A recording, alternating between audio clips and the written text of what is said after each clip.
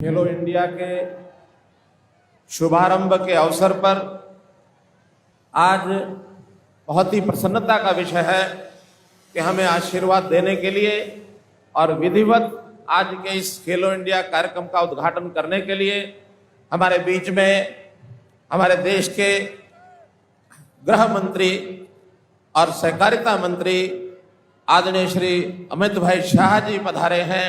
सबसे पहले मैं उनका स्वागत करता हूं, अभिनंदन करता हूं। हमारे इस खेल के आयोजन को सफल बनाने के लिए हमारे केंद्रीय खेल मंत्री श्री अनुराग सिंह ठाकुर जी और साथ ही उनकी टीम, अधिकारीगण, साई के अधिकारीगण, खेल विभाग के अधिकारीगण को जाने जिससे देश मजबूत हो, देश की एकता अखंडता मजबूत हो, उस मिशन को पूरा करने के लिए हमारा ये कार्यक्रम जो है बहुत सहयोगी होने वाला है। हरियाणा एक ऐसी धरती है जिसको खेलों के बारे में न केवल देश में बल्कि दुनिया में भी सब जानते हैं कि हम अपने खिलाड़ियों को उत्साहवर्धन के बाद जिन भी खेलों में भेजते हैं वो वहां देश का सम्मान बढ़ाते हैं, देश का मान बढ़ाते हैं। मित्रों, हरियाणा की धरती, ये इस धरती के अंदर, मिट्टी के अंदर खेल है, हरियाणा के खून में खेल है।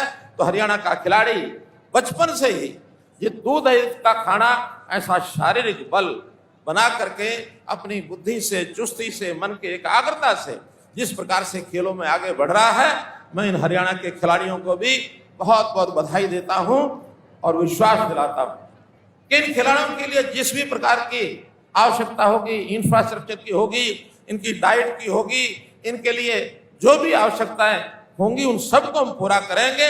अभी जैसे पंचकुला, ये हमारा इंटरनेशनल स्तर का एक जो स्टेडियम बना है, खेल का जो परिसर बना है, इसी प्रकार के परिसर हम धीरे धीरे, चाहे वो गुरुग्राम है, चाहे रोहतक है, हिसार है, करनाल है, शाहबाद में भी कुछ खेल खेले जाएंगे। अपने जो खेलो इंडिया के कार्यक्रम अंबाला, शाहबाद, चंडीगढ़, हमारा जो पंजाब यूनिवर्सिटी है वहां पर, दिल्ली में भी कुछ खेल होंगे। ऐसे अब सब स्थानों पर हम जाकर खेल खेलेंगे। प्रतिस्पर्धा खेलों में होती है और इस प्रतिस्पर्धा में हर खिलाड़ी की इच्छा रहती है मैं विजयी होकर के कोई ना कोई पदक लेकर के आऊं। वैसे तो हरियाणा इस समय तक सब प्रदेशों में आगे है, चाहे हमारे पिछले तीनों खेलो इंडिया के कार्यक्रम रहे हों।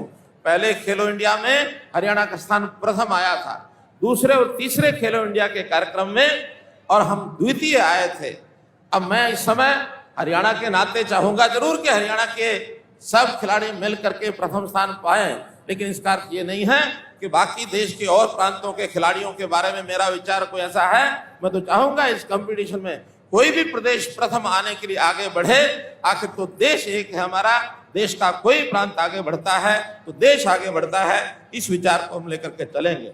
हरियाणा की धरती, मित्रों, हम लक्ष्य रखते हैं कि हमें जय मिले, हमें विजय मिले, और इसका कारण है, उसका कारण है कि हम कृषि प्रदेश होने के नाते हमारा जो कृषक है, किसान है, वो एक धाकड़ है, धाकड़ वृत्ति का वो एक स्थान रखता है।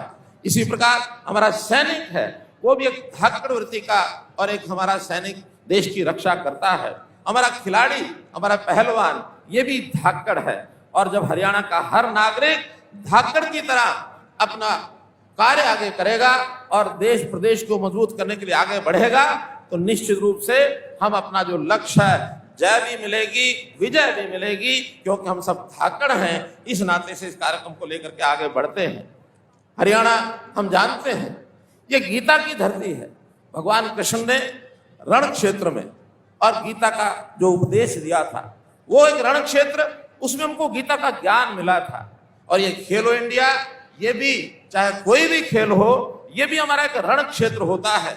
और इस रण क्षेत्र में हमारा जब खिलाड़ी उतरता है तो वो भी अपने कौशल के माध्यम से देश का सम्मान बढ़ाता है।